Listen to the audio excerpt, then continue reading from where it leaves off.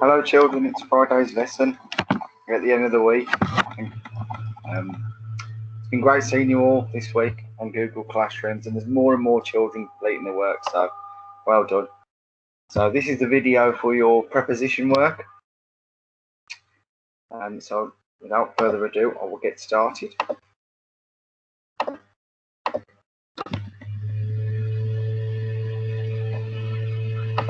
So we have looked at prepositions before. We looked at them when we were writing some instructions earlier in the year. And prepositions tell the reader where things are.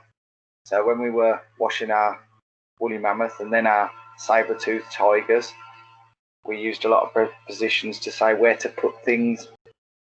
And really, you should be okay with the prepositions.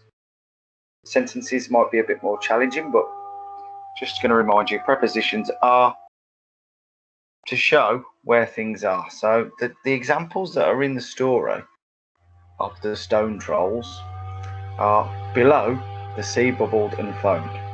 Above, the full moon glared down.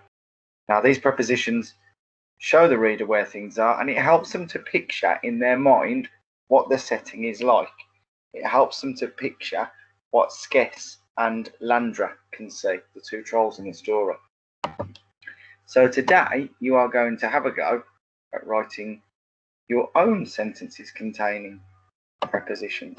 Now what I've done is I've put some pictures, the pictures that you used the other day at the top to help you, and I've put some adjectives here that you might use when you're writing your above and below sentences. And then you just need to write 3 at the bottom. So 3 starting with above and 3 starting with below. Don't forget to use your commas. I will do some examples. I'm going to zoom in because it's just easier for me to do the work if I zoom in. And then I can scroll down, and then hopefully if I click here, there we go. So, first of all, I'm going to write a below sentence. So, below.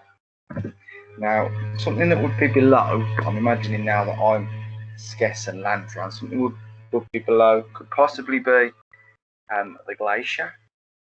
It could be water. I'm going to use the example that I've from our story, and I'm going to use the waves or the sea. So I'm going to say below, comma, the enormous waves, I think they'd be pounding. So enormous waves pounded cliffs. I'm going to use an adjective, craggy cliffs. Craggy cliff. There we go. So below, the enormous waves pounded the craggy cliff. There's my preposition. You can see that I've used an adjective to describe the waves and an adjective to describe the cliff. So not only would I like to see preposition with a comma at the start, I'd also like to see some adjectives in your writing. So we did do some work on yesterday, and I've put some here. I'll do one more just to show you. Above. I've got to write. You've got to write 3 for below and 3 for above. Now there's lots that could be above. I'm going to go for rocks. Above. Oh, I don't want enormous. Vast rocks. What would they be doing? I'm going to think of a verb. I'm going to say they broke free. So these rocks are attached to the cliff, but they're breaking free. So vast rocks broke free from the cliff face. That's what we call a cliff. Front of the cliff. The part that's by the sea, it's the face. And the cliff face. I could just put cliff. The cliff face. And plunge. That's a good word for fell.